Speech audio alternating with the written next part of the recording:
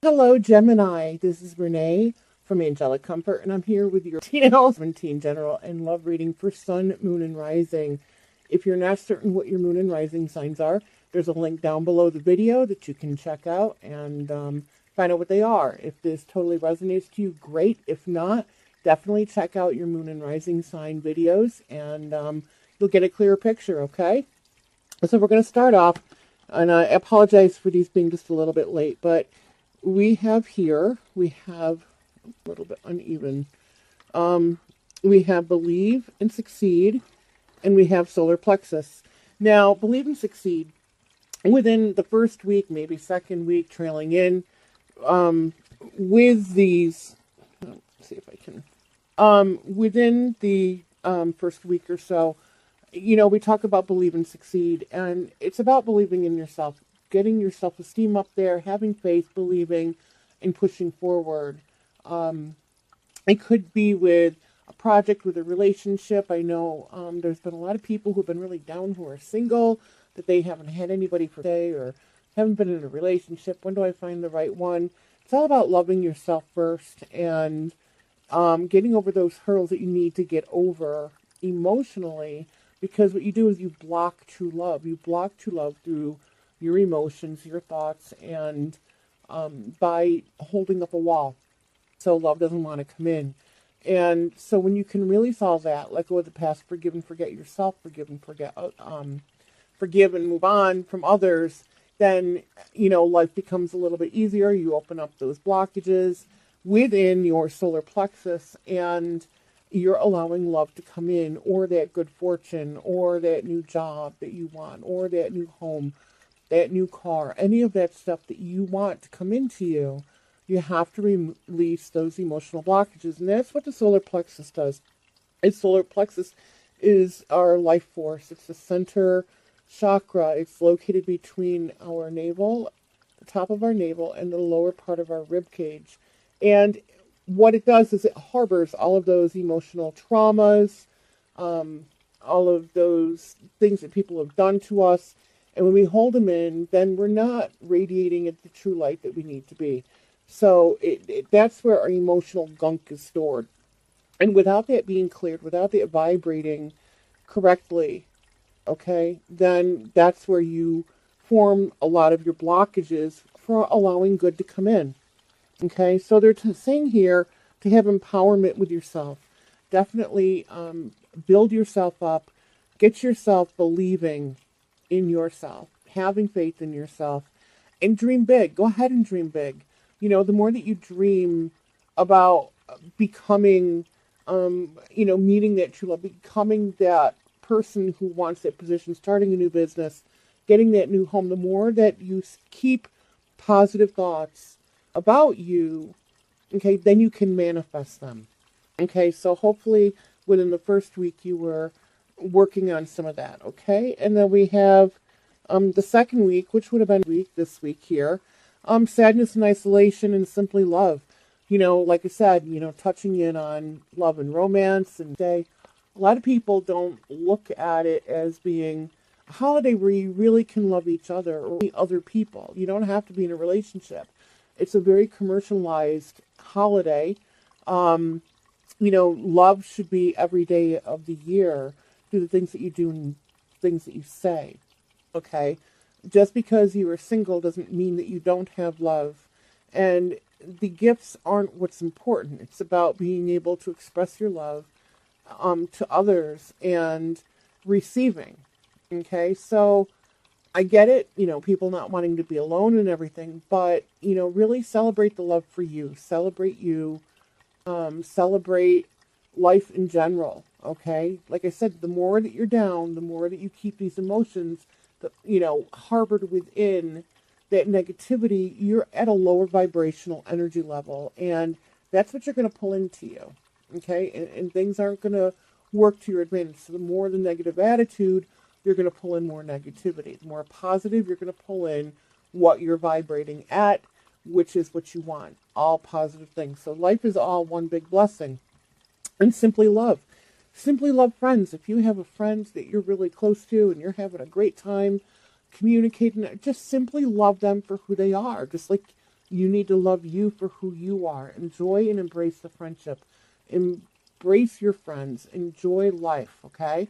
That's what they're saying. So, a healing heart. You have the opportunity to heal others just as others have the opportunity to heal you. So it's like believing um, that you can make a difference in this world, that you can make a difference in other people's lives, just like others can make a difference in yours. So reach out and get help. And again, having faith, prepare prayers, and positivity, you can manifest what it is that you want in your life. Okay, so if you see, the universe works, if you think negative all the time, okay, then what's going to happen is that's the energy you're putting forth. So the universe says, oh, that's what he or she wants. So that's what you're going to get. Whatever those thoughts are that are negative are going to come into you, as is those positive thoughts. If you keep positive and you keep those thoughts on track, then that's what you're going to pull into your life, okay, is the positive. So whatever energy you're putting out there is what you're going to get back to you, because your thoughts and the energy that you put out are very strong. So make the manifestation to the positive. Look at the blessings that you already have. It's so important. Embrace you and embrace life as we head into the third week, and rebuild your thoughts and your attitude. Rebuild what it is that you want out of life. So embrace life, embrace the blessings that you have already. Do you want that job? Then go for it. But how are you going to go about doing it? What changes are you going to make within you? What changes are you going to make within your environment? What is your strategic plan? You want a new house, you want a whole new life, then what is it you're going to do? First of all, you're going to embrace you. But then you need to embrace, like I said, the other blessings in your life, and then embrace other people and start rebuilding from your heart. What is it that you truly desire? What are those wishes? Then make a wish and stop being so stressed out, and find more time for play. Okay? Find that balance within life that you need between work and play, and move forward. But make your wish. Again, wishes are manifestations. Prayers are working towards your manifestations. Keep them positive. Even if you are asking for help with something and it's a negative situation, you don't need to put the negative words into it. Reword how you do it. So rebuild your thoughts, rebuild you, rebuild your strategic plan. The last week, some of you could be receiving a reward. It could be an increase in pay. It could be getting that new job. It could be landing that car. It could be starting your business. It could be public recognition. It could be getting a bonus. Either way, there's going to be some recognition for the work that you've done. Even recognition on working with self, okay? And giving and receiving is really important too. So when you give, you're going to receive. And don't always expect people to, return, giving and receiving, but it is a balance. But the more that you give to others, the more that you give to, like a charity if you volunteer, or the more that you put out that's good from your heart, the more that you're going to receive in. And it's the same thing with love. The more that you put out there, the more that you're going to receive. Okay, so it's creating that balance, but you're going to be recognized for doing something very positive, something very good. Okay, and like I said, it could be through work, it could be through maybe a hobby that you do, just helping somebody out in an emergency, or just being there for a friend or even a complete stranger. Okay, but there's going to be some recognition. And here again, self-employment. They're talking about self-employment as being, something that's very possible in the fourth week if some of you are looking for that type of employment, something that you really desired doing, and you're going to finally branch off and find the nerve to be able to do this. You're going to release that fear, because fear is a negativity. It's self-created within our mind. So some of you might be getting into self-employment. The fourth week is a very, very good time. Now, as we take a look at love and romance, for those of you who are single, they're saying that finances or your career could very easily be affecting your love and romance, whether you are in a relationship or not. Financial difficulties could be happening, but hopefully you'll be getting some taxes back soon. Of course, a lot of people get that. Maybe you've already gotten them back. You can get back on track. So just hang in there, okay? The more that you stress out about financial issues, again, that's putting a blockage out there for love. And it could put a strain on, of course, we all know relationships. And it could be also putting a strain on the energy that you're putting out there to find the right relationship. And if it's not you and it's somebody that you really care about, see if maybe you can't help them to get back on track by helping them maybe set up a budget or being a little bit more understanding. Maybe you need to do a little bit more traveling if they live further away from you or a little distance. You might need to maybe help them save on gasoline. So you might, decide to go and see them instead of them coming to see you. Different things like that. But somebody is coming into your life. Now, as long as you take the steps that are needed to make the changes that you need to make within you, okay, then you're going to manifest this. And you're going to get to know each other. Okay, so the card says, as you reveal your innermost selves to each other, the bond deepens. And it does with anybody. And it could be with friends. It could be with potential relationships. It could be with anything. That bond is going to strengthen. So getting to know each other as the true selves. And it's not about complaining about the past. You might discuss a little bit, but it's not focusing on it. It's focusing on you. It's focusing on what you want out of life, and maybe those things you did as a kid, and finding those conversations or those topics that you have in common that would interest the other person, and being able to have those deep, deep conversations. So you're getting to know each other, okay? And as you do, you'll notice each other watching each other's facial expressions. You're looking into their eyes.